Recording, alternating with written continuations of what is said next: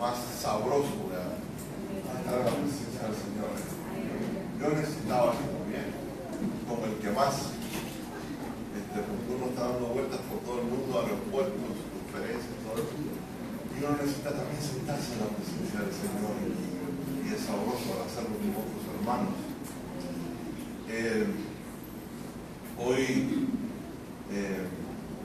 estaba almorzando con Raúl Irigoyen, el cumpleañero, y me dijo: saluda a los hermanos porque no voy a estar aquí.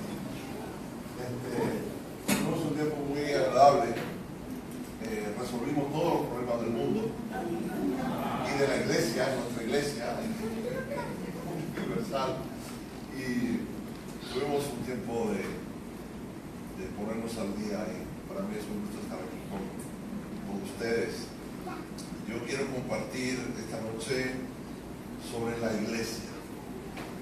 Lo que voy a compartir, parte de lo que voy a compartir está ahí en el libro. En el libro dedico, creo que un par de capítulos sobre la iglesia.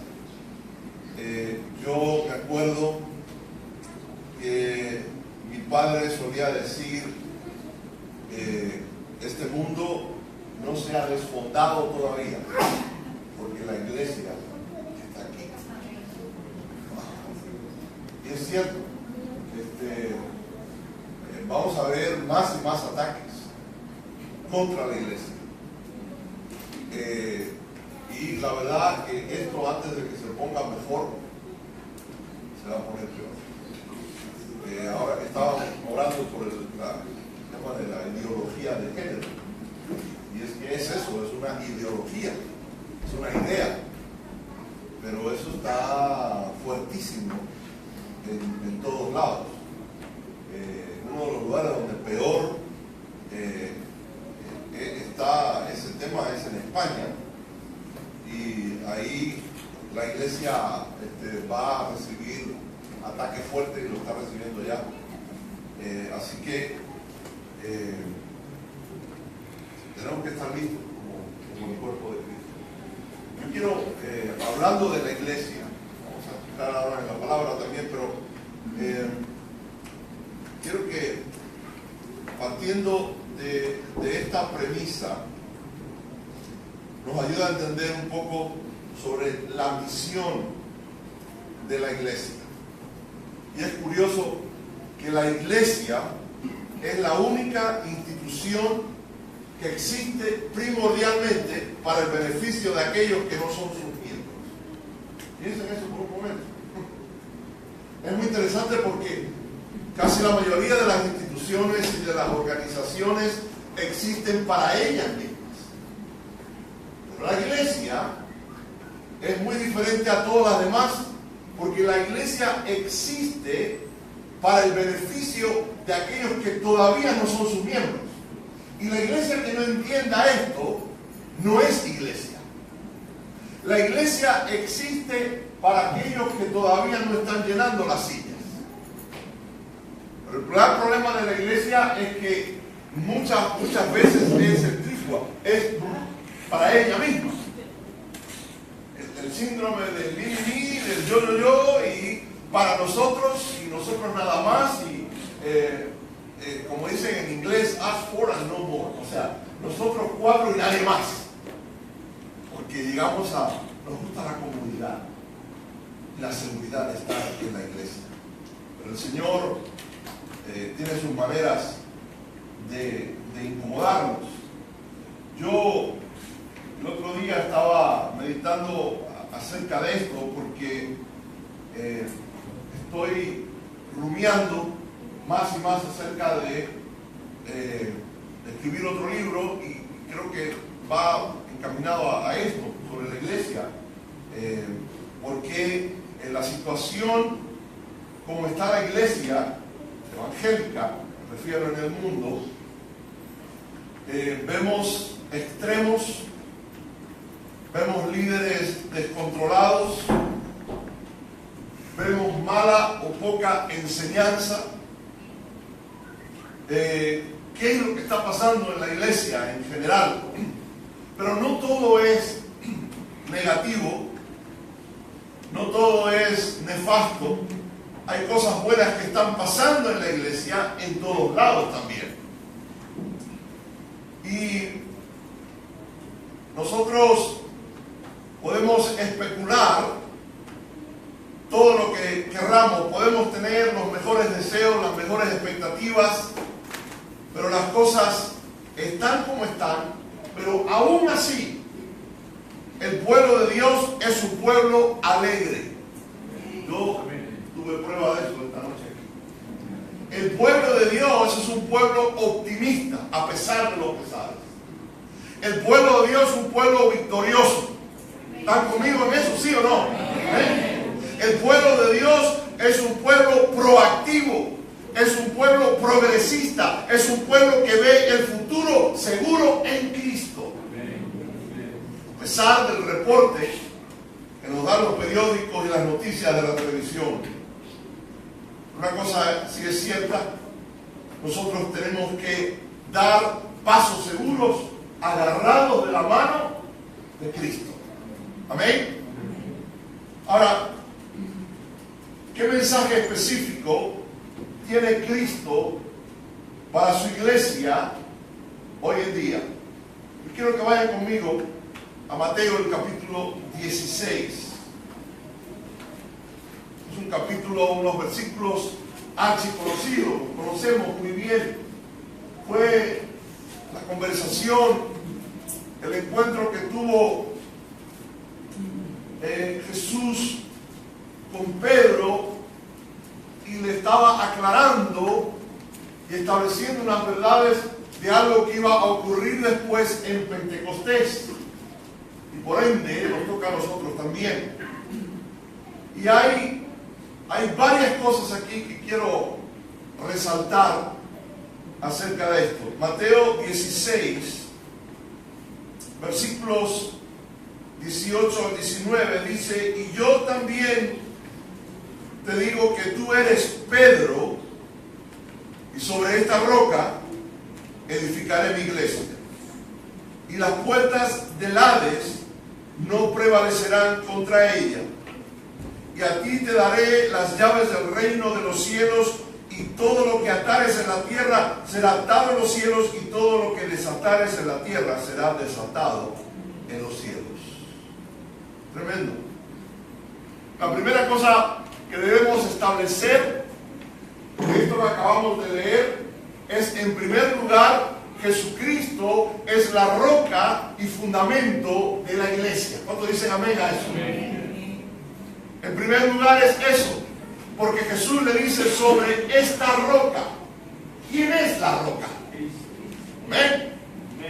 La iglesia no fue ni es fundada en ningún hombre, sino en Jesucristo.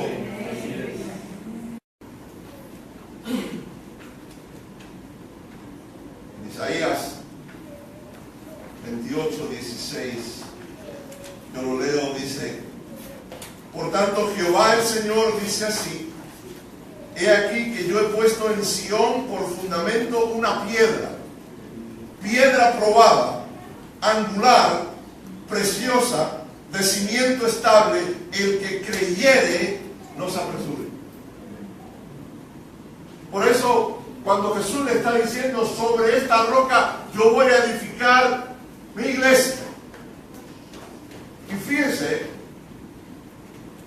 que no se trata del carisma de ningún hombre, ni de sus dones, ni de sus talentos, ni de cuántos aviones privados tenga. Escuche bien, la atracción central sigue siendo Cristo, y eso no ha cambiado. La iglesia, cuando Jesús le está dando esta noticia y le está informando a Pedro acerca de esto, la iglesia no es el primer proyecto de construcción de Dios. Dios diseñó y construyó el universo Él mismo. Lo mismo hizo con la tierra donde vivimos. Aquí hay esperanza. Cuando Jesús, siendo el creador, le dice: yo voy a edificar y construir la iglesia, mi iglesia. Él ya sabía acerca de construir y edificar. La segunda cosa que vemos aquí el que dice ahí, edificaré mi iglesia. Fíjense que no le dijo a Pedro ni a ningún otro, sobre esta roca edificarás tú la iglesia. Ojo con esto. Jesús es el que edifica, Jesús es el que levanta, el que construye, el que hace crecer la iglesia. No sé si yo no me subí. Podremos ir a todos los seminarios de crecimiento que tú quieras. Podremos usar todas las técnicas y toda la música y las luces y los edificios, todo lo que tú quieras.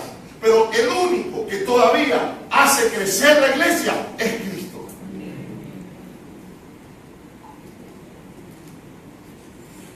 Él es quien añade a la iglesia los que han de ser salvos. Él la edifica. Es su obra, es su voluntad, es por el Espíritu Santo. En Zacarías 4:6 dice, no con ejército ni con fuerza, sino con mi espíritu, ha dicho Jehová de los ejércitos. Él honra su palabra cuando es predicada y cuando es enseñada. Mi trabajo, en mi caso, el trabajo del pastor y los líderes, mi responsabilidad ahora en este caso es ministrar y apacentar a otros pastores que también son ovejas, porque que no se nos olvide que nosotros también somos ovejas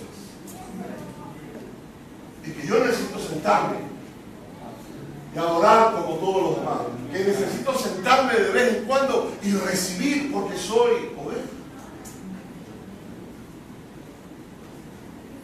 El trabajo del pastor local es apacentar sus ovejas. Apacentar significa alimentar, nutrir, cuidar, proteger, aconsejar, dirigir, sanar, exhortar, darle duro por la cabeza a alguien de vez en cuando, enseñar su palabra, y el resto lo hace Él. Porque si el Señor no edifica la casa, en vano trabajan los que la edifican. Hay un experto en temas de eclesiología en los Estados Unidos que se llama Ed Stetzer. Es una persona que tiene mucho conocimiento y conoce bien la iglesia, trabaja con muchas iglesias. Él dijo una vez, el tamaño de una iglesia no determina la salud de la misma, pero la salud de la iglesia puede determinar su tamaño. Interesante eso. Porque el Señor es el que hará crecer su iglesia. Es su promesa, es su compromiso. Él mismo dijo, edificaré mi iglesia. Y Cristo está edificando su iglesia. Hay otros que la están destruyendo, pero Cristo sigue edificando su iglesia. Hay otra cosa que me llama la atención en tercer lugar, que Él menciona mi iglesia. Mi iglesia. ¿Por qué? Porque no es la iglesia de nadie. No es posesión de nadie. Él es el dueño. Él es el Señor de la iglesia. Él es muy posesivo de su iglesia. Por eso Él dice mi iglesia. Él es la cabeza de la iglesia. Yo recuerdo hace unos años atrás cuando nosotros en Miami, mi esposa y yo, instalamos una pareja de pastores en la iglesia que estuvimos pastoreando por 13 años. Sentimos que nuestro ministerio había cambiado y ahora el Señor nos estaba llamando. Cuando digo nos estaba llamando, es que esto es una cosa de dos. Aunque ella esté en casa, en la retaguardia, lo que yo hago, no lo hago solo, sino con el apoyo de ella. Y nosotros sentimos hacer eso, y en los últimos años he estado haciendo lo que hago por todos lados, ministrando pastores por donde quiera que voy. Desde que salió el libro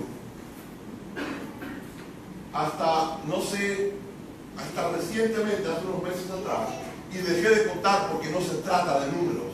Y a mí eso, permitidme la expresión, me resbala. Pero creo que hemos tenido el enorme privilegio de ministrar a más de 3.000 pastores y líderes a lo largo y ancho de Latinoamérica, Estados Unidos, el Caribe y España. Y dejé de contar porque sé que son muchos más. Pero cuando hice y tomamos esa decisión, obviamente hubieron otros colegas, otros pastores, que me dijeron, ¿pero qué haces? ¿Estás loco? ¿Cómo que estoy loco? ¿Cómo vas a entregar la iglesia? ¿Cómo vas a dejar la iglesia? Ustedes le han dedicado años, ustedes han servido al Señor, han ganado gente para el Señor, mira lo que han hecho. Entonces yo les cuestionaba y les decía, pero espera un momento, ¿la iglesia de quién es? Bueno, es del Señor. Bueno, entonces, ¿qué me estás cuestionando de que es mi iglesia? La iglesia es del Señor. Lo que pasa es que muchos líderes miran la iglesia que el Señor les ha dado para pastorear y dirigir como si fueran de ellos. Miran la gente con la cual sirven como si fueran trofeos. Y a mí me lo han dicho, mira, yo me gané a esta familia, y esto, y esto, y esto, como si fueran trofeos de ellos. Yo les decía a estos colegas, les decía, hermano, yo no derramé mi sangre por la iglesia, fue Cristo el que derramó su sangre por la iglesia. Él es la cabeza de la iglesia, no es mía. Yo simplemente soy un canal y en esta temporada yo estuve sirviendo aquí, pero algunos se resistían, porque algunos tienen problema en entender esta parte cuando Jesús dice mi iglesia. Él es el arquitecto y constructor de la iglesia y nosotros somos piedras vivas en este edificio espiritual y humano llamado iglesia. Cada uno es un ladrillo o una piedra que es parte de un todo llamado la iglesia. ¿Cuántos entienden eso? Déjenme leerles algo que escribí, que lo incluí en el libro, pero no por, y menciono el nombre y el ministerio, porque era noticia en Estados Unidos cuando eso sucedió hace años, conocido por todos, y yo tomé ese ejemplo para ilustrar algo de lo cual estoy hablando. Los donantes de la antigua Catedral de Cristal, cuando pertenecía al ministerio de Robert Schuller, Iglesia Reformada de Estados Unidos, la ciudad de Garden Grove, vecinos de donde nació Mickey Mouse, están con el corazón partido al enterarse que la archidiócesis de la Iglesia Católica del Condado Orange, quienes son los actuales dueños de la propiedad, mandaron quitar los miles de ladrillos del andén que rodea la iglesia. En total, son 1.800 ladrillos que Schuller vendió para levantar más fondos, para un saco sin fondo, por un valor de $3.000 por dicho ladrillo con el nombre del donante y que iba a ser recordado de una manera inmortal por siglos venideros por todos aquellos que los pisaran para llegar a la entrada de la catedral. Ya hicieron las matemáticas, les ahorro el cálculo. Eso suma $5.400.000. Por cierto, los asientos de la iglesia también tenían nombres. Recuerdo una de las veces que fui a alguna función teatral en Navidades de antaño, ver una especie de chapa en la parte trasera del asiento con el nombre de un supuesto donante. No tengo idea si las sillas se subastaron al mejor postor para inmortalizar también el nombre del donante. Como viví por años en el sur de California y fue allí donde plantamos Aline y yo nuestra primera iglesia, recuerdo cuando terminaron de construir semejante edificio y los millones que costó. Luego vimos los susodichos ladrillos y caminamos sobre ellos con los nombres de todos aquellos que creyeron en el pensamiento positivo, el poder de la mente y otras cosas muy típicas de este hombre Schuller, que quizás comenzó bien, pero su ministerio terminó mal. Otro ejemplo más del culto a la personalidad. Cuando un ministerio se centra en una persona, su fama, su carisma, sus dones y talentos, está condenado a perecer y caer por su propio peso. Claro está, cuanto más grande el ministerio, más grande la caída, más ruidosa y más visible. La catedral de cristal no pudo sostenerse por sí sola y terminó mal, porque aparte de las deudas millonarias, su doctrina del Evangelio, la salvación y la vida cristiana, entre otras, no eran sólidas y poco fundadas en la palabra. Además, trataron que fuese una dinastía familiar lo que siguiese con el ministerio, siendo esto un error que se repite una y otra vez en multitud de iglesias y ministerios de todos los tamaños, sabores y colores, donde pretenden perpetuar eso como si fuera un negocio de familia. Al fin y al cabo, es control, poder, dinero, etcétera, lo que hace que sucumban estos ministerios. Lo cierto es que la iglesia, la verdadera iglesia, esto es, los que han sido llamados para formar el cuerpo de Cristo, son, como dice el apóstol Pedro, piedras vivas o ladrillos vivos. Y la verdadera iglesia no son paredes, ni edificios de cristal, ni el producto ambicioso de un sueño personal de un líder con un hambre de dinero insaciable. No, la verdadera iglesia son personas de carne y hueso que han sido redimidas con la sangre de Cristo para hacer precisamente eso, el cuerpo de Cristo, las manos, los pies, los ojos, que reciben vida, dirección, en fin, todo de la cabeza de la iglesia, quien es Cristo aquí en la tierra. El dar a la iglesia es dar al Señor. Es una inversión en el reino desinteresada. Damos sin esperar nada a cambio. En la economía de Dios no hay intereses, no hay derechos, no hay cuentas personales. El Espíritu Santo nos ha horadado espiritualmente el lóbulo de nuestra oreja espiritual como recordatorio que no somos nuestros, sino somos de Él, quien nos llamó de las tinieblas a su luz admirable. Somos esclavos, dulos de Cristo. La iglesia que crecía por días, como dice Hechos 2:47, el Señor añadía cada día a la iglesia los que habían de ser salvos. Esa, la iglesia primitiva, no tenía templo, ni pastor, ni artículos de fe, ni toda la Biblia, solo el Antiguo Testamento, ni instrumentos musicales, ni coro, ni dinero, ni nombre, ni métodos de evangelización, ni cultos o servicios establecidos, ni reconocimiento legal, ni clases de bautismo, etcétera, etcétera. ¿Qué era entonces la iglesia y qué era lo que tenía? Tenía a Cristo mismo viviendo en ellos. Tenía el poder del Espíritu Santo, tenía comunión unos con otros, tenía oración diaria y partimiento del pan en común, tenía un incomprensible desprecio por las cosas materiales, tenía alegría y sencillez de corazón, tenía alabanza sincera, tenía el testimonio fresco y apasionado de la resurrección del Señor. Han pasado 2000 años y esto es esencialmente lo que debe ser y debe tener la iglesia. Por eso, cuando Jesús dice mi iglesia, tenemos que entender que es su iglesia. Es de Él. Él la compró con su sangre. Somos de Él. Somos ovejas de su redil. Él es nuestro pastor. Por eso conocemos bien el Salmo 23. Porque el Salmo 23 me da un sentido de pertenencia tremendo. Yo soy de Él, somos ovejas de su prado. Y Él cela su iglesia. Él lo ha hecho por 2000 años. Él cuida y sustenta su iglesia, que es su cuerpo. ¿Se recuerdan cuando tuvo el encuentro con Juan? El Señor le dijo varias veces a Juan, cuando le preguntó, ¿me amas? Perdón, a Pedro, y le dijo, apacienta mis ovejas, porque Él es celoso de su cuerpo, Él es celoso de su iglesia. La cuarta cosa que veo aquí que me llama la atención,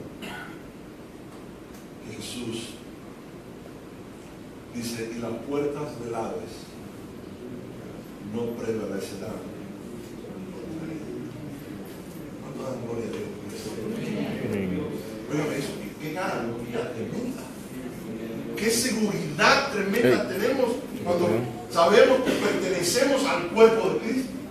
Como somos parte de la iglesia, Jesús estableció y declaró, dijo, y las puertas del Hades no prevalecerán contra él. Hades es mucho más de lo que pensamos del infierno. Hades es la dimensión de los muertos, o la dimensión donde impera la muerte. Y eso es lo que está diciendo Jesús. Puertas eran las puertas o portones gigantescos de madera por donde entraba y salía toda la gente, el comercio, el transporte. Jerusalén era el lugar de autoridad y de poder, era como el ayuntamiento o lugar de gobierno. Se hacían transacciones de negocios en las puertas. Por eso Jesús dice las puertas del Hades, porque eso simboliza pues el poder organizado de la muerte y del diablo, la influencia del mismo infierno. Y es lo que está diciendo el Señor. Por eso, si tú eres parte de la iglesia, déjame decirte que vas a experimentar cosas en contra tuya que vienen del mismo infierno. ¿Cuántos dan testimonio de eso? Tremendo. Pero no te desalientes. Jesucristo ya obtuvo la victoria cuando resucitó de los muertos. Aleluya.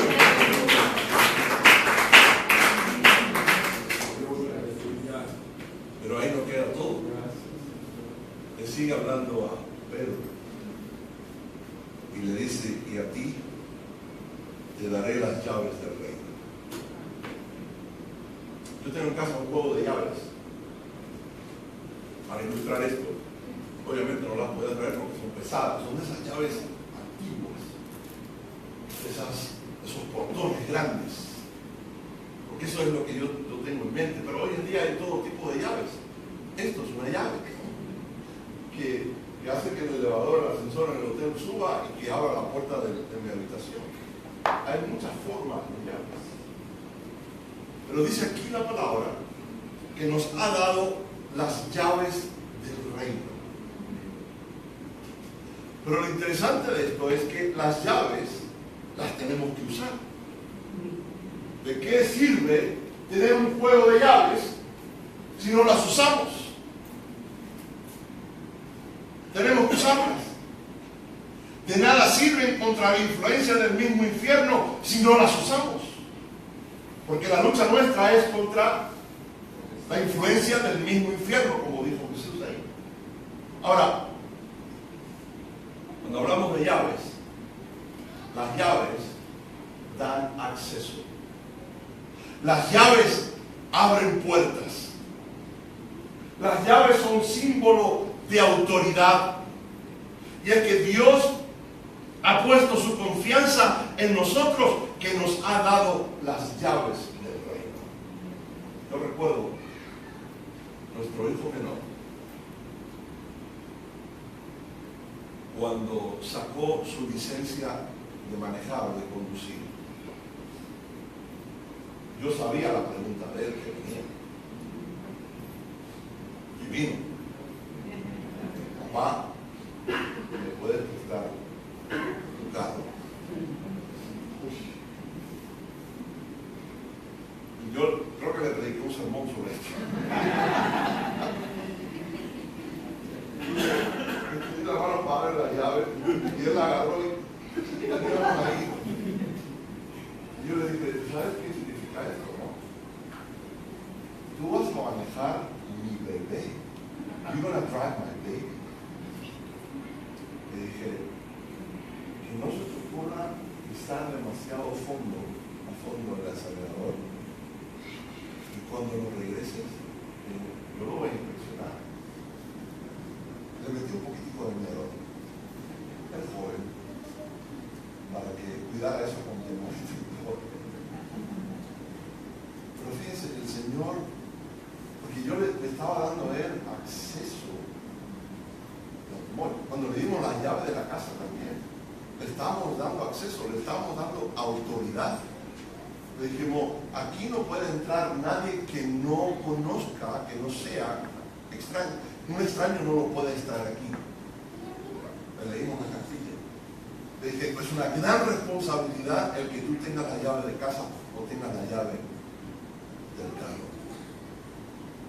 Ahora fíjense que es muy interesante aquí que dice las llaves del reino, no dice las llaves del cielo. ¿Se dieron cuenta? No. Ningún mortal tiene esas llaves.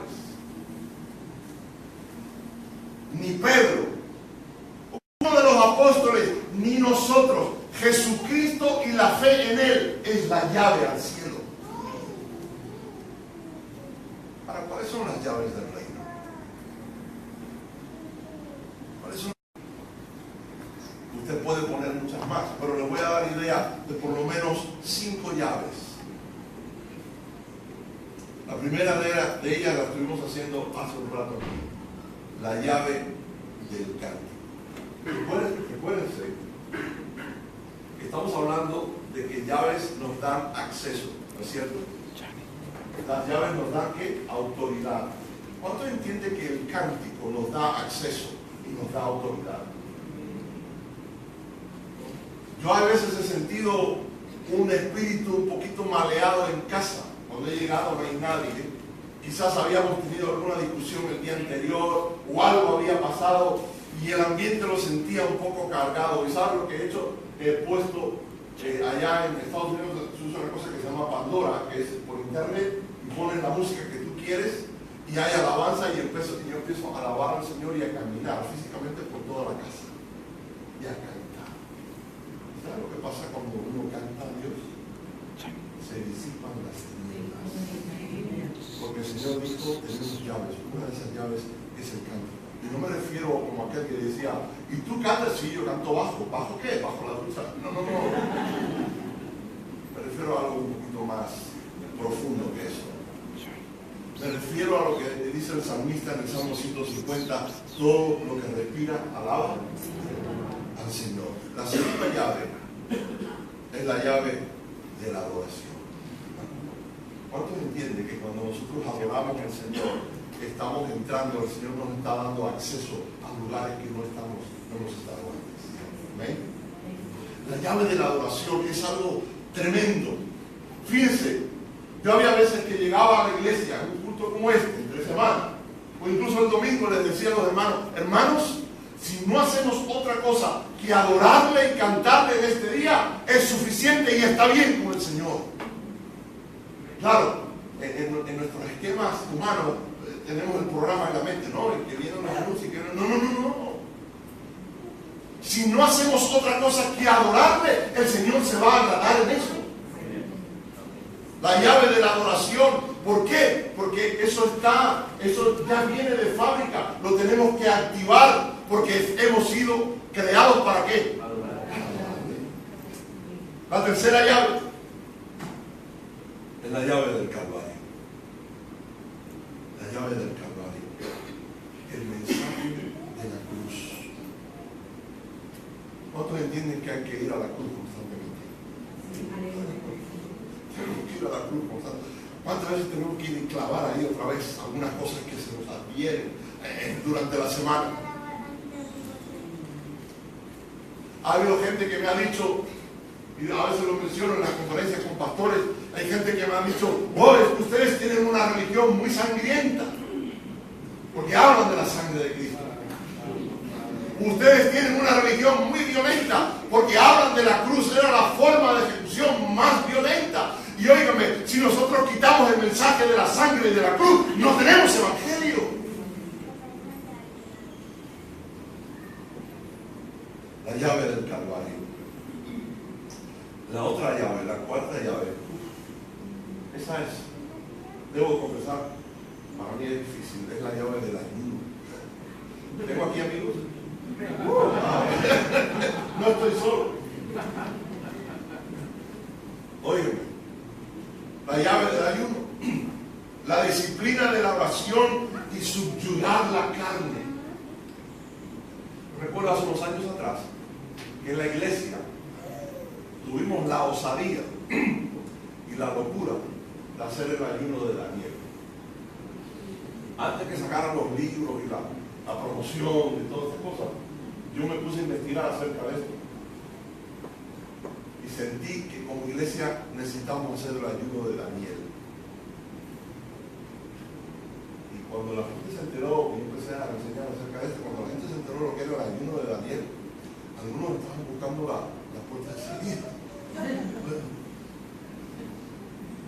Pero ¿saben qué? Cuando yo anuncié y preparé a la iglesia para esto, preparé a mi también, porque yo he ayunado unos 2 días, 3 días, pero 21 días. Cuando yo presenté esto a la iglesia, tuvimos un grupo de como de 40 o 50 personas que se apuntaron a hacer el ayuno de Daniel. Y yo les dije, hermanos, si lo hacen por 3 días nada más, está bien, el Señor no se va a poner, no se va a ofender. Si logras hacerlo por una semana, está bien. Esto no es una cuestión de culpabilidad, esto no es un maratón a ver quién es más espiritual y quién puede aguantar más. No, hay que entender esto en otra dimensión. A la sorpresa mía, después de los 21 días, terminamos como 20 o 21 personas haciendo esto. Esto causó algo en el ambiente espiritual, en la iglesia, que fue tremendo. ¿Y saben qué? Creo que yo estaba allá como la semana y media y yo veía bistec por todos lados y arroz y frijol. Yo mismo busqué las recetas, sino el menú, porque preparé a aquellos que estaban haciendo con nosotros y les di los versículos que íbamos a alimentarnos diariamente. Y también el menú de las cosas que íbamos a prepararnos, que estaban dentro del horno, ahí recansaba, y los frijoles y todo eso, y la gente no se te podía acercar para comer los frijoles, imagínate. Porque tengo oídos para oír, oír.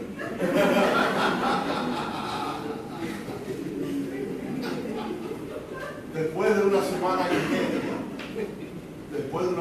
media, les confieso que yo quería tirar la toalla. Y era el pastor. Bueno, acuérdense de pastores de carne y hueso. ¿Saben quién me ayudó? ¿Quién me animó? Porque esto hay que hacerlo cuando se hace en conjunto con otros. Hay que hacerlo en equipo. Porque nos animamos unos a otros diariamente.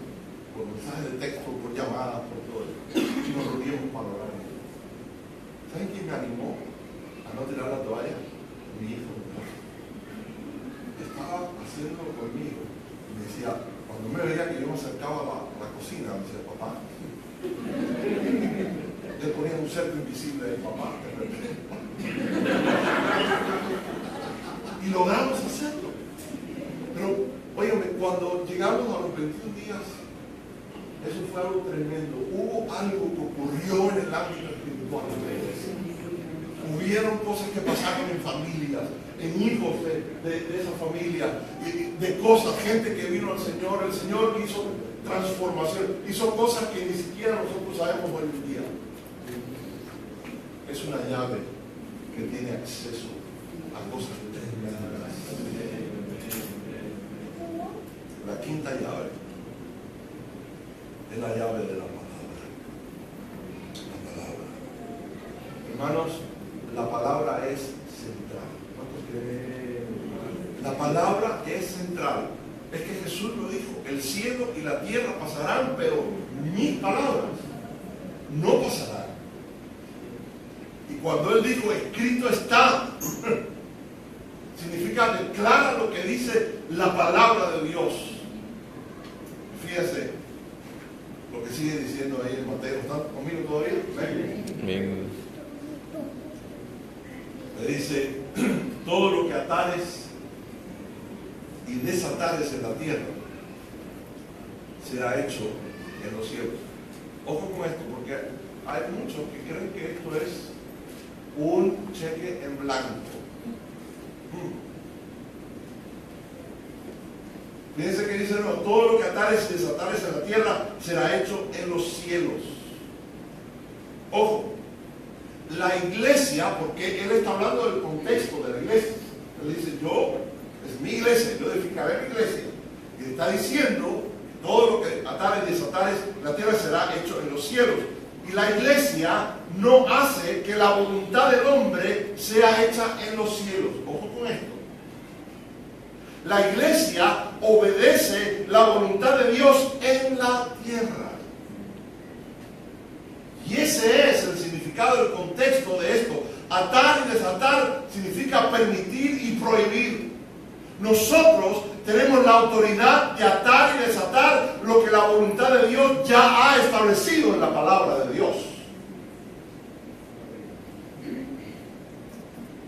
Desatamos a un hombre atado por el pecado cuando le presentamos la libertad que hay en el poderoso evangelio de Cristo, y ese hombre recibe y acepta nuestro mensaje.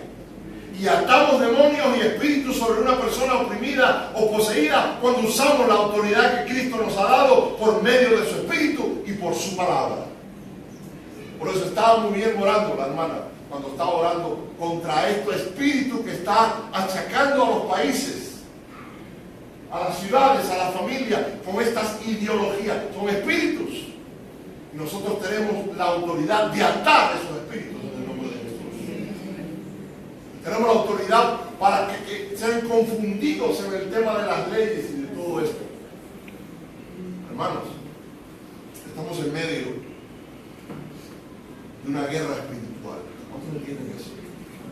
Por eso Jesús, al hablar y entender la misión de la iglesia y el por qué estamos aquí, y se lo explica Pedro, le está diciendo también la realidad espiritual de lo que está ocurriendo en nuestra dimensión.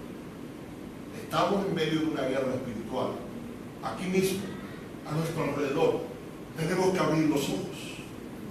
Pero hay soldados, hay compañeros, compañeras nuestros y nuestras que están peleando con nosotros, y algunos están heridos. El enemigo los ha herido. Algunos quisieran tirar la toalla porque la batalla se intensifica. Es muy fuerte. Pero déjame decirte que no esperes soluciones rápidas ni fáciles a los problemas de la vida, como nos presentan a veces en la radio y en la televisión, donde el cristianismo es como un camino de rosas. No hay victorias fáciles, hay que batallar, hay que luchar. Por eso no te des por vencido, hermano. Déjame decirte que vamos a vencer en el nombre de Jesús.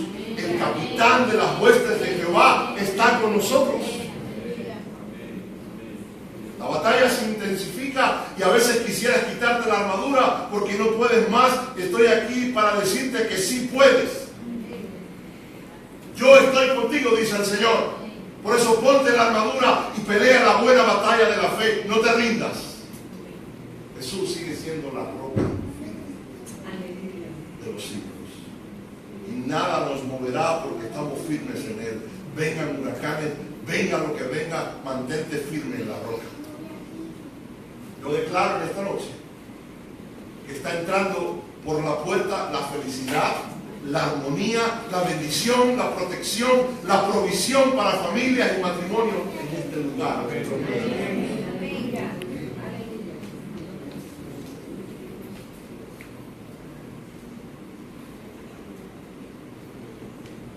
Antes de terminar, quiero compartirles algunas cosas que escribí en uno de estos viajes en un avión. Pienso que es muy pragmático, es muy práctico para la iglesia. Y termino con esto.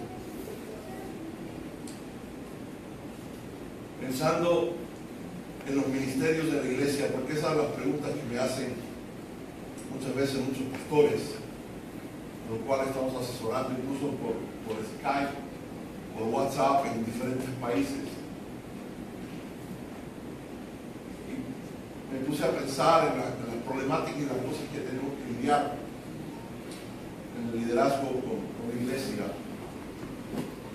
Y apunté 8, se los menciono, para que piensen en esto de una manera muy práctica en cuanto a los ministerios de la iglesia. Primero, Si un ministerio no está alineado con la visión y misión de la iglesia, se debe redefinir y reevaluar. Si no puede alinearse, hay que reciclar. Se los dejo de tarea. Segundo, si un ministerio se limita a estar dentro de las cuatro paredes, se está literalmente limitando. Los ministerios no se pueden confinar al lugar de reunión.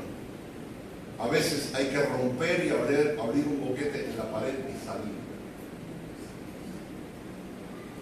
Tercero, si un ministerio no está conectado con otros ministerios de la iglesia, entonces no será efectivo ni servirá a las necesidades y demandas del pueblo. Todos los ministerios se complementan. No hay uno que sea más importante que otro. Y el hecho que un ministerio sea más visible que otro no lo convierte en más importante. ¿Se recuerdan lo que Pablo habló en Corintios? Del ojo y la oreja y el pie. ¿Se recuerdan? En todas las iglesias existe la hermana oreja. ¿Saben eso? En todas las iglesias está la hermana oreja. La hermana que dice, yo no soy ojo. Mira, todo el mundo mira los ojos, están delante y nosotros estamos aquí al lado. Nadie mira a las orejas, todo el mundo mira los ojos bonitos. Nadie quiere mirarlas. Y también está el hermano Pie. El hermano Pie le dice, bueno, mira, nosotros no somos manos. Nosotros somos manos que se convirtieron en pies. Nadie quiere tocar los pies, todo el mundo quiere tocar las manos.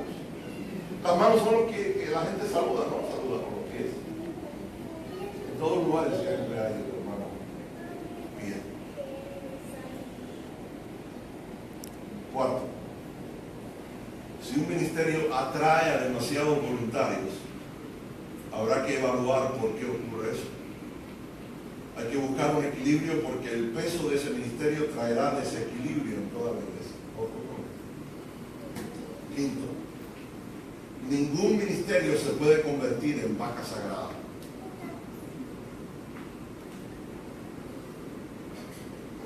Yo recuerdo la iglesia nuestra hace años y nosotros heredamos eso. Había una hermana que cantaba en el grupo Alabanza, que ella pensaba que cantaba.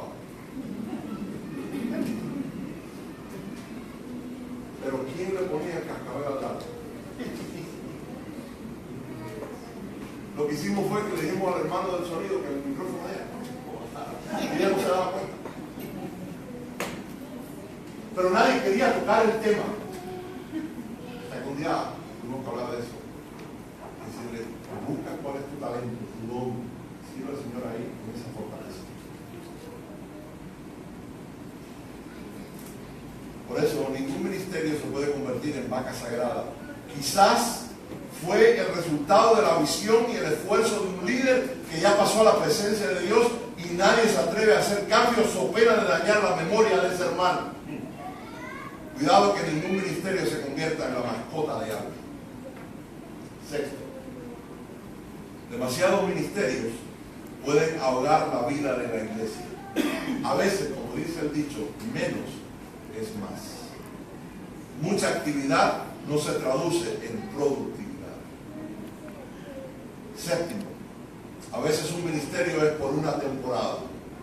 Hay que entender que hay cosas que no son indefinidas, sino por una temporada específica.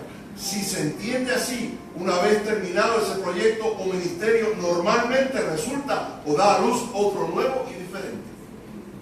Y por último, octavo, los verdaderos ministerios siempre llenan una necesidad del cuerpo, nunca el capricho de nadie, porque su ego se hinchó en un momento dado o porque está buscando sus 15 minutos de fama. No se trata de uno, sino de todos. El Señor dijo, yo edificaré mi iglesia. ¿Nos ponemos de pie?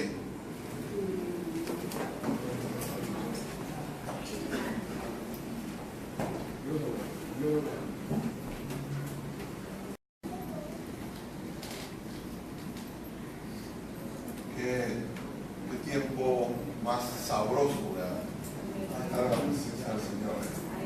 Yo necesitaba eso también, como el que más, porque uno está dando vueltas por todo el mundo, aeropuertos, conferencias, todo eso. Y uno necesita también sentarse en la presencia del Señor, y es sabroso al hacerlo con otros hermanos.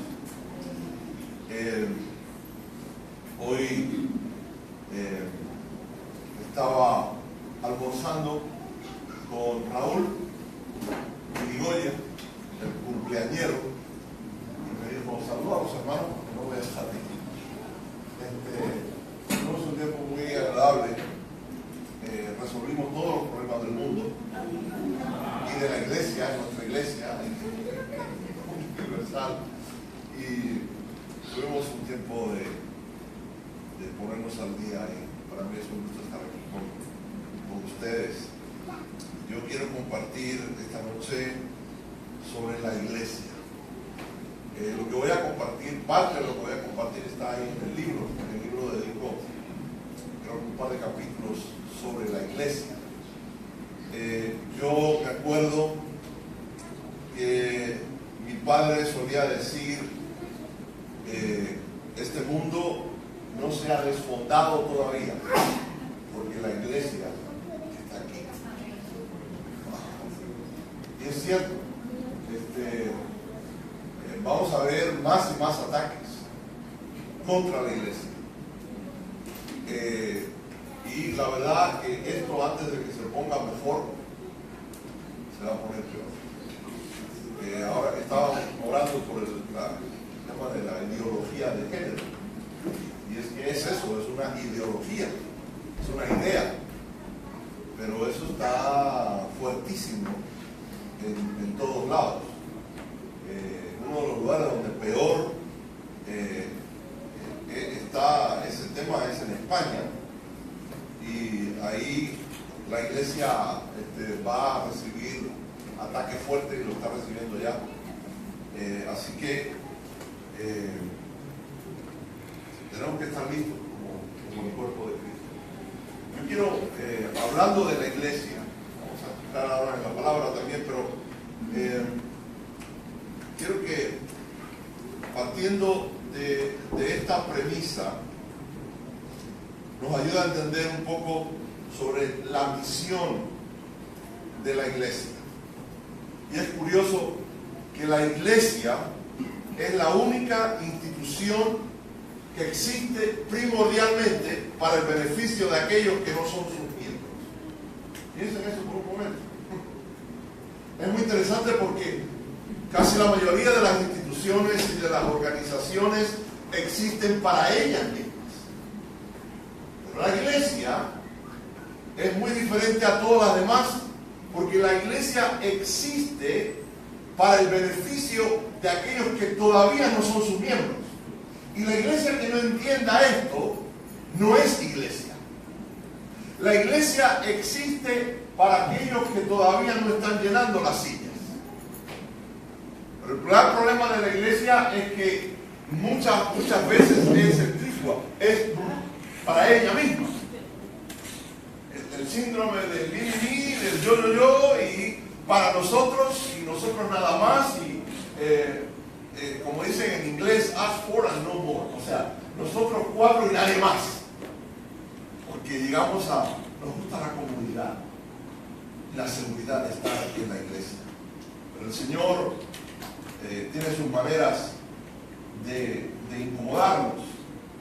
Yo el otro día estaba meditando acerca de esto, porque estoy rumiando más y más acerca de escribir otro libro, y creo que va encaminado a esto, sobre la iglesia, porque en la situación como está la iglesia evangélica, me refiero en el mundo, vemos extremos, vemos líderes descontrolados, vemos mala o poca enseñanza. ¿Qué es lo que está pasando en la iglesia en general? Pero no todo es negativo, no todo es nefasto, hay cosas buenas que están pasando en la iglesia en todos lados también. Y nosotros podemos especular todo lo que querramos, podemos tener los mejores deseos, las mejores expectativas, pero las cosas están como están.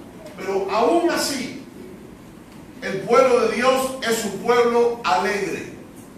Yo tuve prueba de eso esta noche aquí. El pueblo de Dios es un pueblo optimista, a pesar de los pesares. El pueblo de Dios es un pueblo victorioso. ¿Están conmigo en eso, sí o no? El pueblo de Dios es un pueblo proactivo. Es un pueblo progresista, es un pueblo que ve el futuro seguro en Cristo. A pesar del reporte que nos dan los periódicos y las noticias de la televisión, una cosa sí es cierta: nosotros tenemos que dar pasos seguros agarrados de la mano de Cristo. Amén. Ahora, ¿qué mensaje específico tiene Cristo para su iglesia hoy en día? Yo quiero que vayan conmigo a Mateo, el capítulo 16. Es un capítulo, unos versículos archiconocidos, conocemos muy bien. Fue la conversación, el encuentro que tuvo Jesús con Pedro, y le estaba aclarando y estableciendo unas verdades de algo que iba a ocurrir después en Pentecostés, y por ende nos toca a nosotros también. Y hay varias cosas aquí que quiero resaltar acerca de esto. Mateo 16, versículos 18 al 19 dice: y yo también te digo que tú eres Pedro, y sobre esta roca edificaré mi iglesia, y las puertas del Hades no prevalecerán contra ella. Y a ti te daré las llaves del reino de los cielos, y todo lo que atares en la tierra será atado en los cielos, y todo lo que desatares en la tierra será desatado en los cielos. Tremendo. La primera cosa que debemos establecer de esto que acabamos de leer es, en primer lugar, Jesucristo es la roca y fundamento de la iglesia. ¿Cuántos dicen amén a eso? Amén. En primer lugar es eso, porque Jesús le dice: sobre esta roca. ¿Quién es la roca? ¿Amén? La iglesia no fue ni es fundada en ningún hombre, sino en Jesucristo.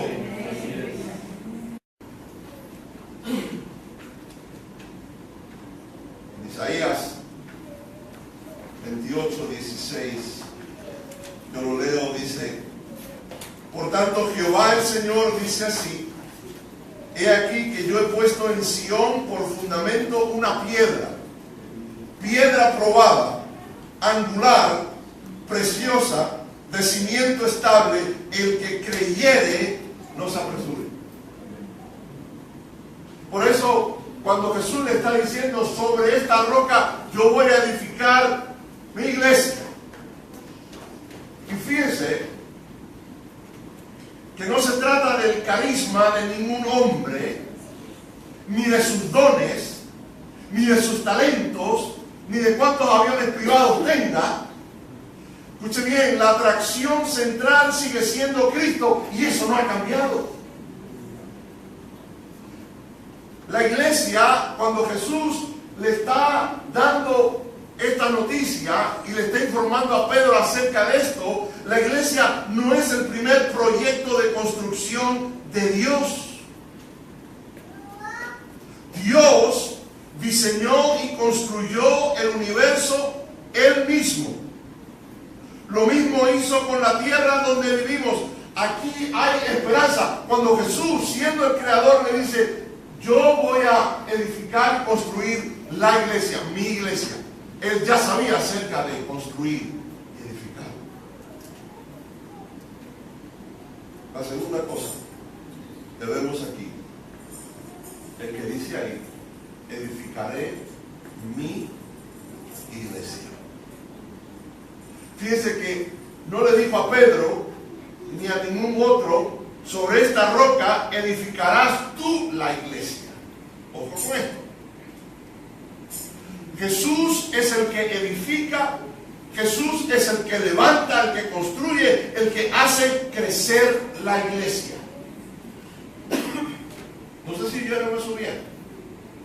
Podremos ir a todos los seminarios de crecimiento que tú quieras.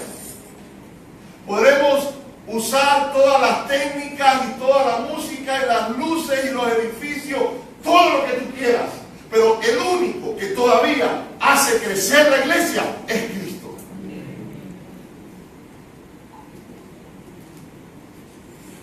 Él es quien añade a la iglesia los que han de ser salvos. Él la edifica. Es su obra, es su voluntad, es por el Espíritu Santo. En Zacarías 4:6 dice, no con ejército ni con fuerza, sino con mi espíritu, ha dicho Jehová de los ejércitos.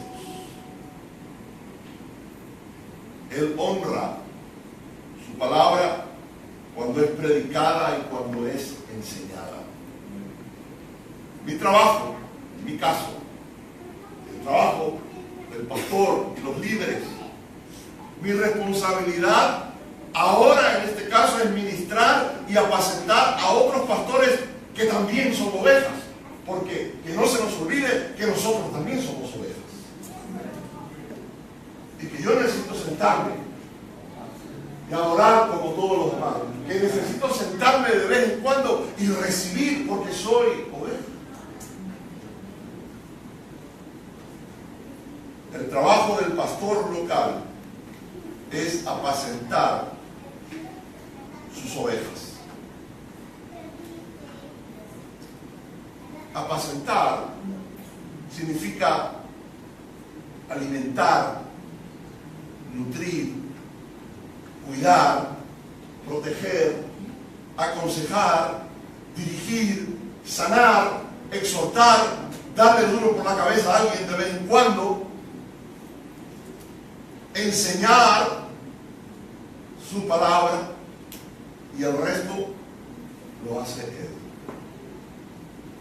Porque si el Señor no edifica la casa, en vano trabajan los que la edifican. Hay un experto en temas de eclesiología en los Estados Unidos que se llama Ed Stetzer. Es una persona que tiene mucho conocimiento y conoce bien la iglesia, trabaja con muchas iglesias. Él dijo una vez, el tamaño de una iglesia no determina la salud de la misma, pero la salud de la iglesia puede determinar su tamaño. Interesante eso. Porque el Señor es el que hará crecer su iglesia. Es su promesa, es su compromiso. Él mismo dijo, edificaré mi iglesia.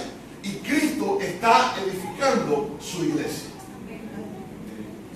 Hay otros que la están destruyendo, pero Cristo sigue edificando su iglesia.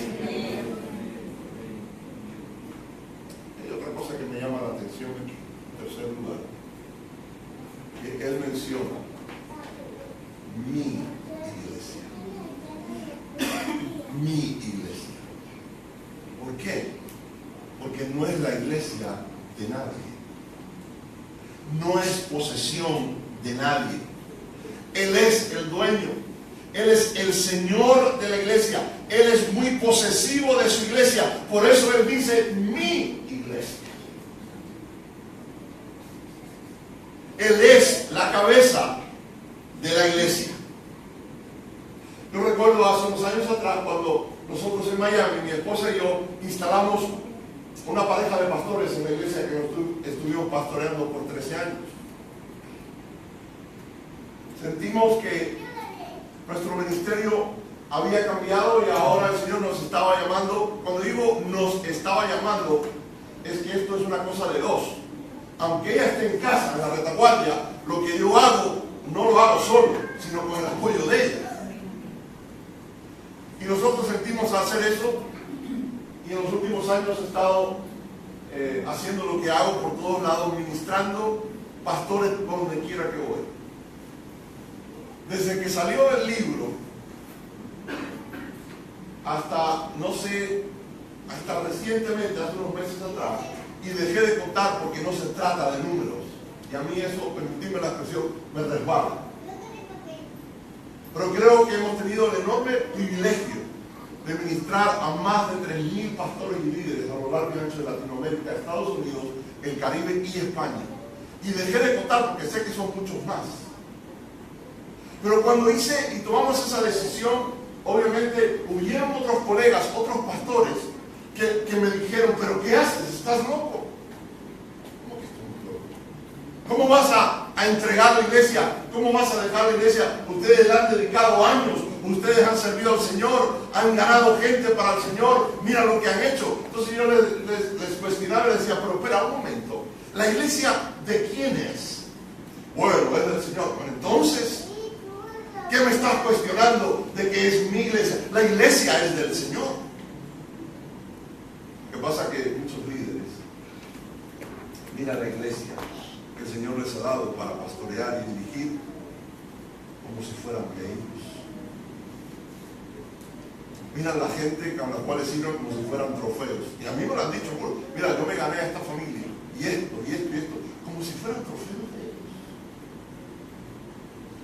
Yo les decía a estos colegas, les decía, hermano, yo no derramé mi sangre por la iglesia, fue Cristo el que derramó su sangre por la iglesia. Él es la cabeza de la iglesia, no es mía. Yo simplemente soy un canal y en esta temporada yo estuve sirviendo aquí, pero algunos se resistían, porque algunos tienen problema en entender esta parte cuando Jesús dice mi iglesia. Él es el arquitecto y constructor de la iglesia y nosotros somos piedras vivas en este edificio espiritual y humano llamado iglesia. Cada uno es un ladrillo o una piedra que es parte de un todo llamado la iglesia. ¿Cuántos entienden eso? Déjenme leerles algo que escribí, que lo incluí en el libro, pero no por, y menciono el nombre y el ministerio, porque era noticia en Estados Unidos cuando eso sucedió hace años, conocido por todos, y yo tomé ese ejemplo para ilustrar algo de lo cual estoy hablando. Los donantes de la antigua Catedral de Cristal, cuando pertenecía al ministerio de Robert Schuller, Iglesia Reformada de Estados Unidos, en la ciudad de Garden Grove, vecinos de donde nació Mickey Mouse, están con el corazón partido al enterarse que la archidiócesis de la Iglesia Católica del Condado Orange, quienes son los actuales dueños de la propiedad, mandaron quitar los miles de ladrillos del andén que rodea la iglesia. En total, son 1.800 ladrillos que Schuller vendió para levantar más fondos, para un saco sin fondo, por un valor de $3.000 por dicho ladrillo con el nombre del donante y que iba a ser recordado de una manera inmortal por siglos venideros por todos aquellos que los pisaran para llegar a la entrada de la catedral. ¿Ya hicieron las matemáticas? Les ahorro el cálculo. Eso suma $5.400.000. Por cierto, los asientos de la iglesia también tenían nombres.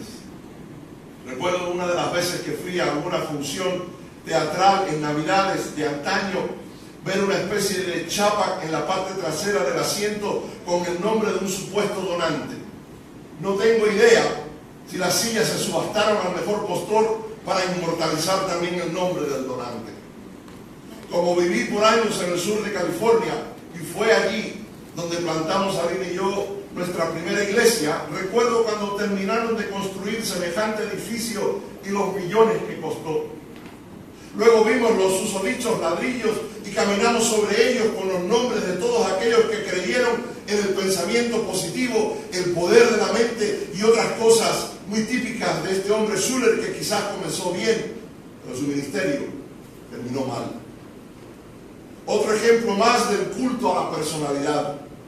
Cuando un ministerio se centra en una persona, su fama, su carisma, sus dones y talentos, está condenado a perecer y caer por su propio peso. Claro está, cuanto más grande el ministerio, más grande la caída, más ruidosa y más visible. La catedral de cristal no pudo sostenerse por sí sola y terminó mal, porque aparte de las deudas millonarias, su doctrina del Evangelio, la salvación y la vida cristiana, entre otras, no eran sólidas y poco fundadas en la palabra.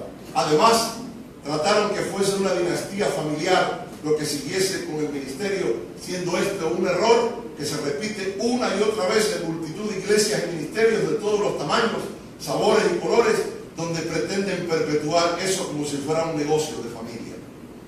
Al fin y al cabo, es control, poder, dinero, etcétera, lo que hace que sucumban estos ministerios.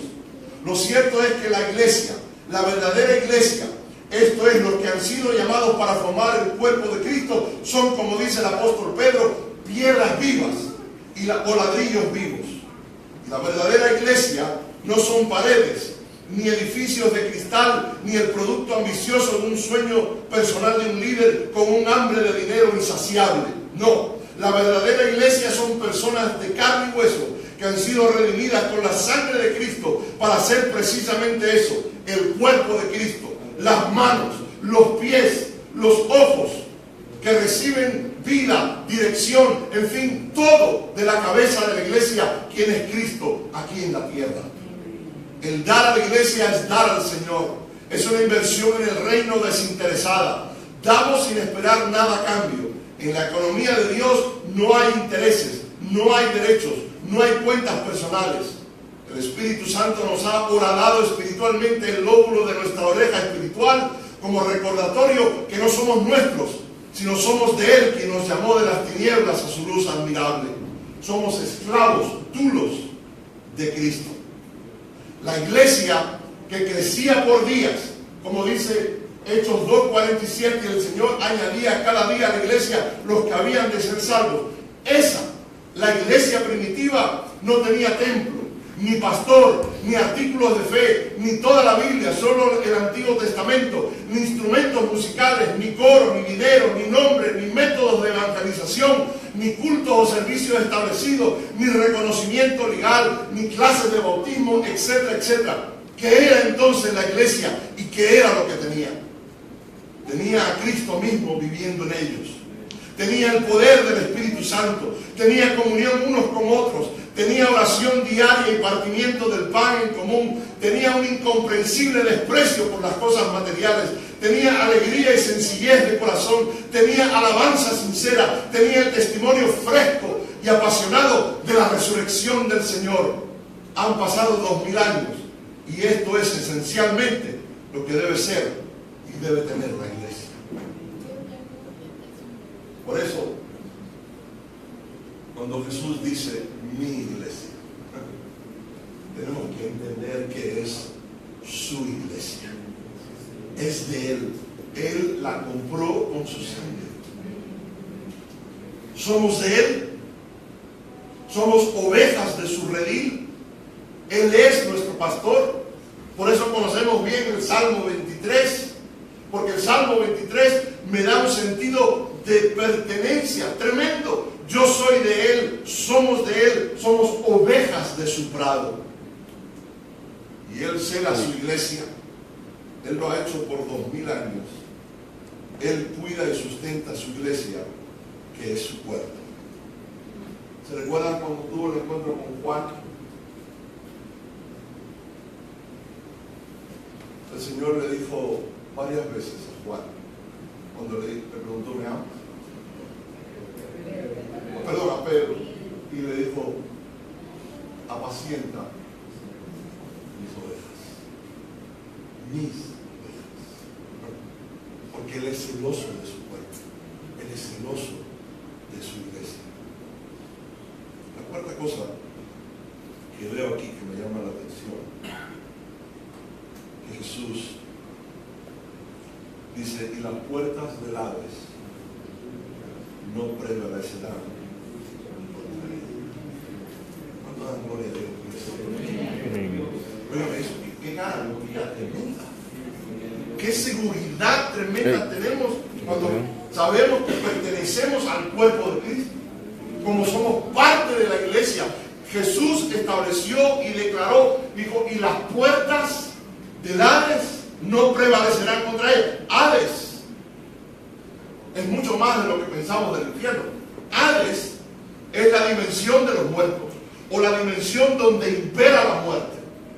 Y eso es lo que está diciendo Jesús. Puertas eran las puertas o portones gigantescos de madera por donde entraba y salía toda la gente, el comercio, el transporte.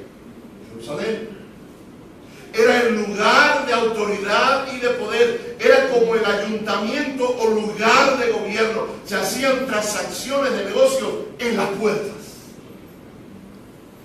Por eso Jesús dice las puertas del Hades, porque eso simboliza pues el poder organizado de la muerte y del diablo, la influencia del mismo infierno. Y es lo que está diciendo el Señor. Por eso, si tú eres parte de la iglesia, déjame decirte que vas a experimentar cosas en contra tuya que vienen del mismo infierno. ¿Cuántos dan testimonio de eso? Tremendo. Pero no te desalientes.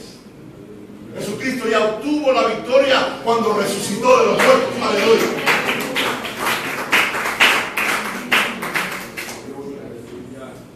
Pero ahí no queda todo. Le sigue hablando a Pedro y le dice, y a ti te daré las llaves del reino. Yo tengo en casa un juego de llaves para ilustrar esto. Obviamente no las puedes ver porque son pesadas, son de esas llaves antiguas, esos portones grandes, porque eso es lo que yo tengo en mente. Pero hoy en día hay todo tipo de llaves. Esto es una llave que hace que el elevador, el ascensor en el hotel suba y que abra la puerta de mi habitación. Hay muchas formas de llaves, pero dice aquí la palabra que nos ha dado las llaves del reino. Pero lo interesante de esto es que las llaves las tenemos que usar.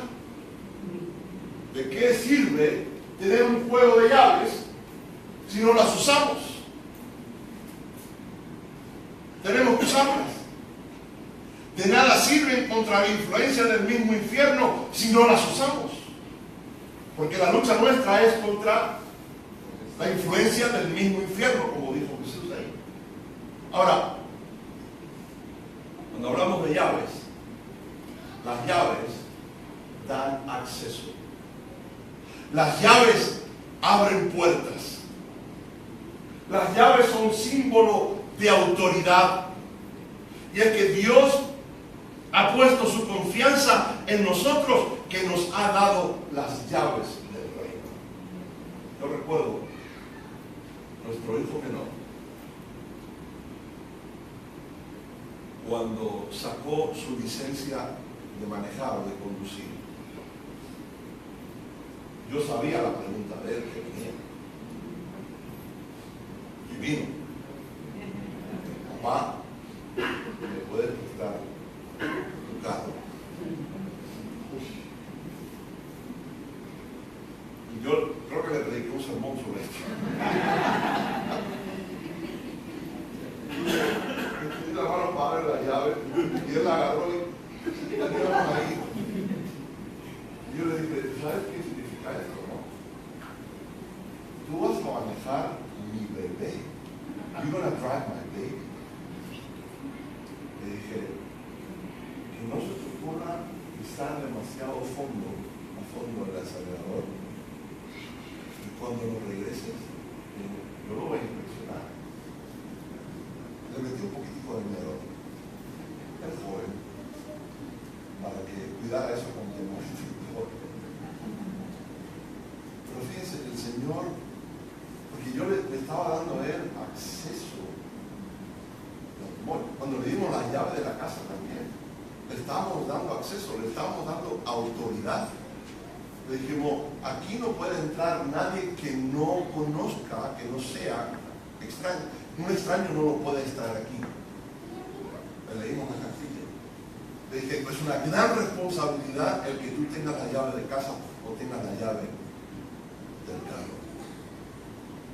Ahora fíjese que es muy interesante aquí, que dice las llaves del reino, no dice las llaves del cielo. ¿Se dieron cuenta? Ningún mortal tiene esas llaves. Ni Pedro, uno de los apóstoles, ni nosotros. Jesucristo y la fe en Él es la llave al cielo. Ahora, ¿cuáles son las llaves del reino? ¿Cuáles son? Usted puede poner muchas más, pero le voy a dar idea de por lo menos 5 llaves. La primera de ellas la estuvimos haciendo hace un rato. La llave del cántico. Recuérdense que estamos hablando de que llaves nos dan acceso, ¿no es cierto?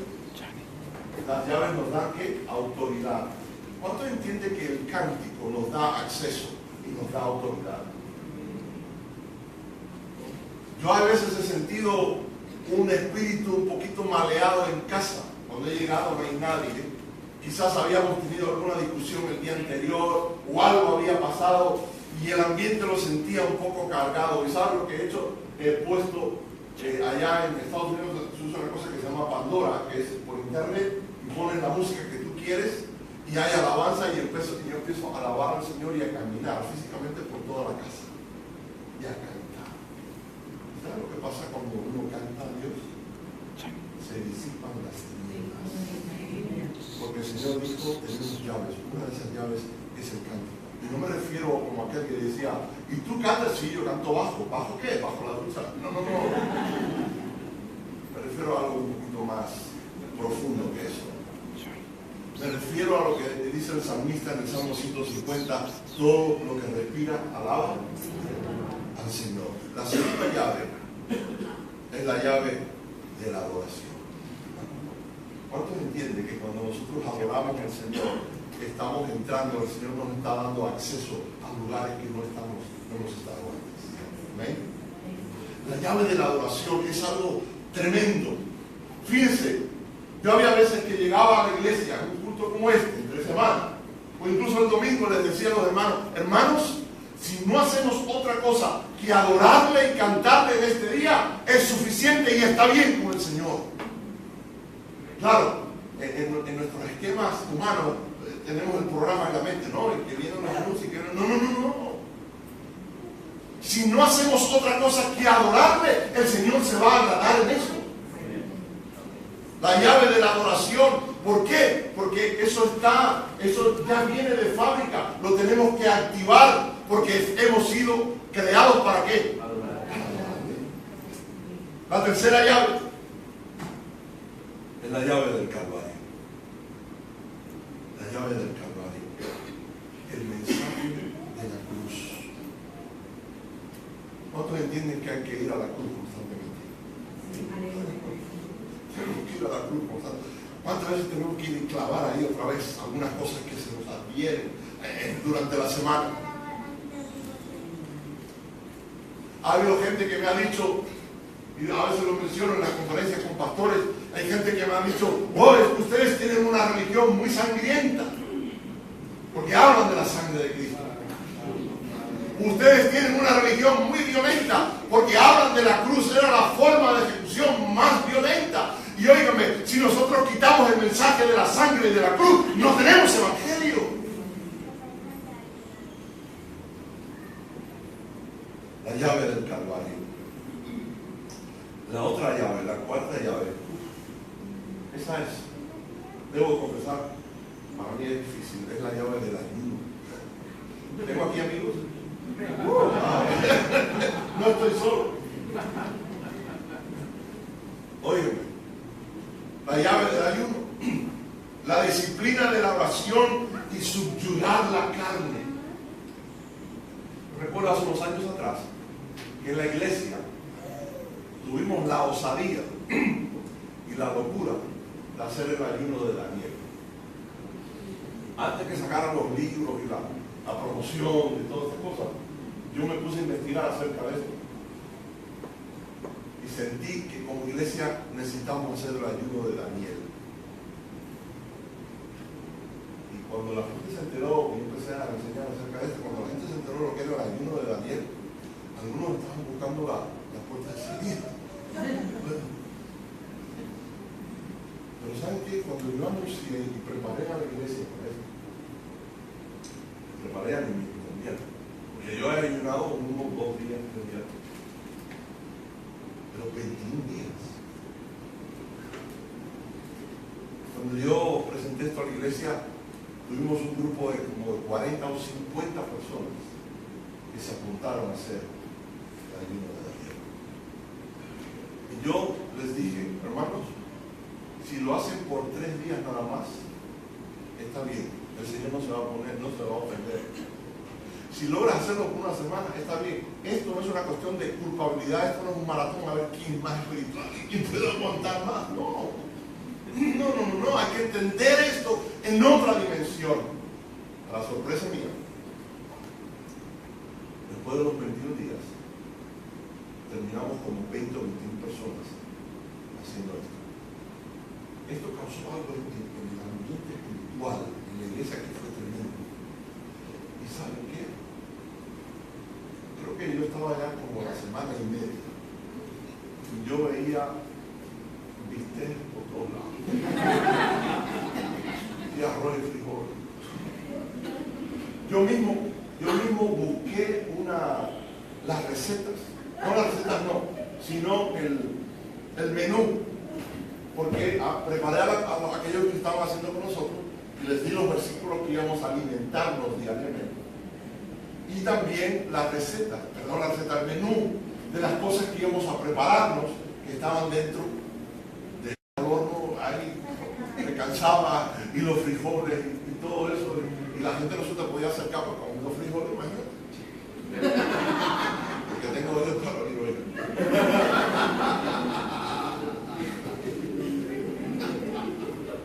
Después de una semana y media, les confieso que yo quería tirar la toalla. Y era el pastor. Bueno, recuérdense de pastores de carne y hueso. ¿Saben quién me ayudó y quién me animó? Porque esto hay que hacerlo cuando se hace en conjunto con otros. Hay que hacerlo en equipo. Porque nos animamos unos a otros diariamente. Por mensajes de texto, por llamadas, por todo eso. Y nos reuníamos para orar. ¿Saben quién me animó a no tirar la toalla? Mi hijo. Estaba haciendo conmigo. Y me decía, cuando me veía que yo me acercaba a la cocina, me decía, papá. Él ponía un cerco invisible de papá. Y logramos hacerlo. Pero, óyeme, cuando llegamos a los 21 días, eso fue algo tremendo. Hubo algo que ocurrió en el ámbito espiritual. Hubieron cosas que pasaron en familias, en hijos de esa familia, de cosas, gente que vino al Señor. El Señor hizo transformación, hizo cosas que ni siquiera nosotros sabemos hoy en día. Es una llave que tiene acceso a cosas tremendas. La quinta llave es la llave de la palabra. La palabra. Hermanos, la palabra es central. ¿Cuántos creen? La palabra es central. Es que Jesús lo dijo, el cielo y la tierra pasarán, pero mis palabras no pasarán. Y cuando Él dijo, escrito está, significa declara lo que dice la palabra de Dios. Fíjense lo que sigue diciendo ahí en Mateo. ¿Están conmigo todavía? Bien. Le dice, todo lo que atares y desatares en la tierra será hecho en los cielos. Ojo con esto, porque hay muchos que creen que esto es un cheque en blanco. Fíjense que dice, no, todo lo que atares y desatares en la tierra será hecho en los cielos. Ojo, la iglesia, porque él está hablando del contexto de la iglesia. Él dice, yo, es mi iglesia, yo edificaré mi iglesia. Y está diciendo, todo lo que atares y desatares en la tierra será hecho en los cielos. Y la iglesia no hace que la voluntad del hombre sea hecha en los cielos. Ojo con esto. La iglesia obedece la voluntad de Dios en la tierra.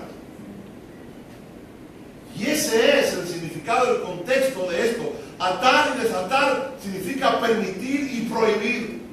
Nosotros tenemos la autoridad de atar y desatar lo que la voluntad de Dios ya ha establecido en la palabra de Dios. Desatamos a un hombre atado por el pecado cuando le presentamos la libertad que hay en el poderoso evangelio de Cristo, y ese hombre recibe y acepta nuestro mensaje.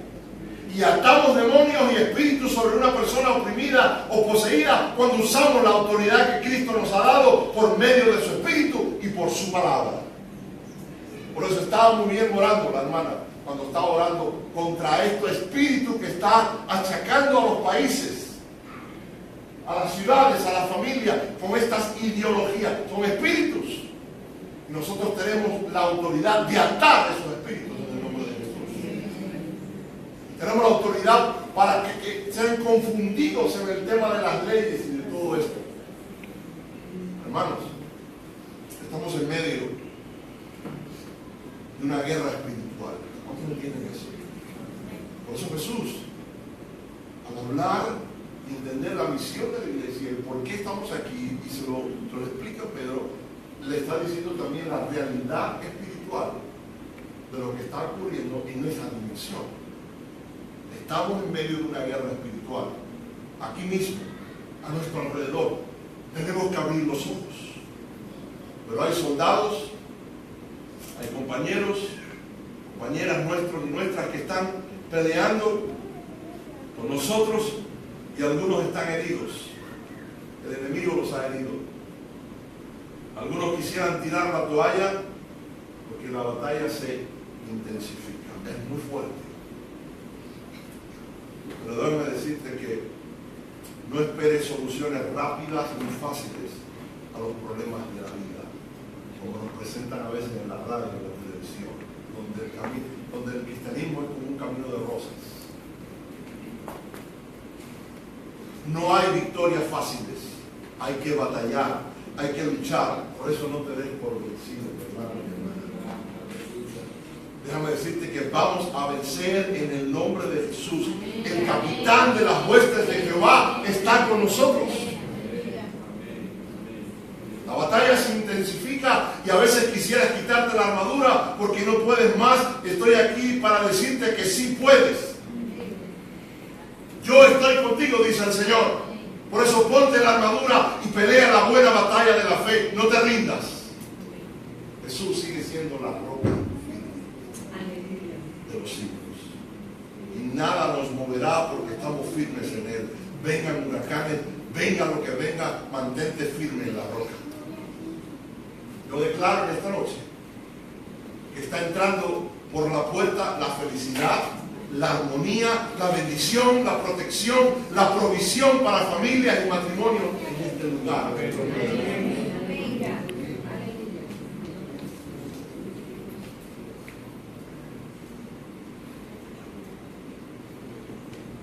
Antes de terminar, quiero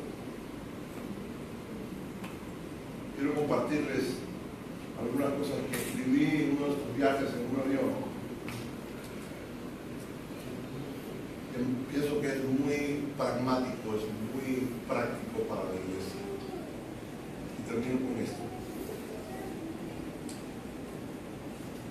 Pensando en los ministerios de la iglesia, porque esas son las preguntas que me hacen muchas veces muchos pastores, con los cuales estamos asesorando incluso por Skype, por WhatsApp en diferentes países. Y me puse a pensar en las problemáticas y las cosas que tenemos que lidiar en el liderazgo con la iglesia. Y apunté 8, se los menciono, para que piensen en esto de una manera muy práctica en cuanto a los ministerios en la iglesia. Primero, si un ministerio no está alineado con la visión y misión de la iglesia, se debe redefinir y reevaluar. Si no puede alinearse, hay que reciclar. Se los dejo de tarea. Segundo, si un ministerio se limita a estar dentro de las cuatro paredes, se está literalmente limitando. Los ministerios no se pueden confinar al lugar de reunión. A veces hay que romper y abrir un boquete en la pared y salir. Tercero, si un ministerio no está conectado con otros ministerios de la iglesia, entonces no será efectivo ni servirá a las necesidades y demandas del pueblo. Todos los ministerios se complementan. No hay uno que sea más importante que otro. Y el hecho que un ministerio sea más visible que otro no lo convierte en más importante. ¿Se recuerdan lo que Pablo habló en Corintios? Del ojo y la oreja y el pie. ¿Se recuerdan? En todas las iglesias existe la hermana oreja. ¿Está bien eso? Todas las iglesias está la hermana oreja. La hermana que dice, yo no soy ojo. Mira, todo el mundo mira los ojos, están delante y nosotros estamos aquí al lado. Nadie mira a las orejas, todo el mundo mira los ojos bonitos. Nadie quiere mirarlas. Y también está el hermano pie. El hermano pie le dice, bueno, mira, nosotros no somos manos. Nosotros somos manos que se convirtieron en pie. Nadie quiere tocar los pies, todo el mundo quiere tocar las manos. Las manos son lo que la gente saluda, no saluda con los pies. En todos los lugares siempre hay hermano pie. Cuarto, si un ministerio atrae a demasiados voluntarios, habrá que evaluar por qué ocurre eso. Hay que buscar un equilibrio porque el peso de ese ministerio traerá desequilibrio en toda la iglesia. Quinto, ningún ministerio se puede convertir en vaca sagrada.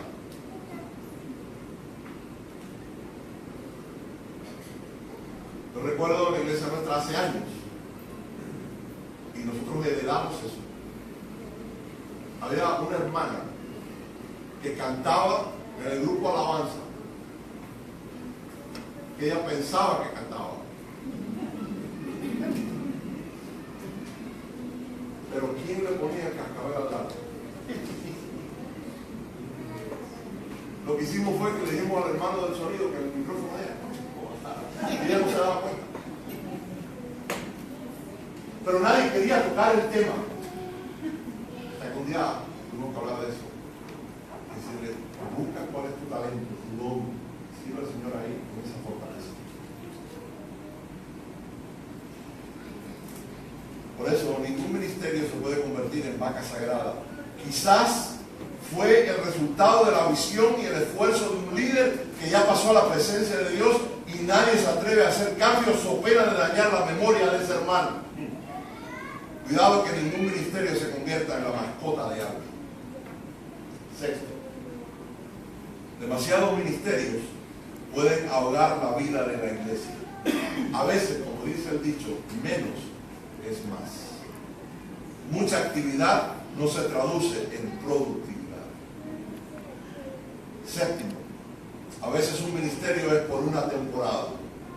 Hay que entender que hay cosas que no son indefinidas, sino por una temporada específica. Si se entiende así, una vez terminado ese proyecto o ministerio, normalmente resulta o da a luz otro nuevo y diferente. Y por último, octavo, los verdaderos ministerios siempre llenan una necesidad del cuerpo, nunca el capricho de nadie, porque su ego se hinchó en un momento dado o porque está buscando sus 15 minutos de fama. No se trata de uno, sino de todos. El Señor dijo, yo edificaré y decir. Ponemos de pie.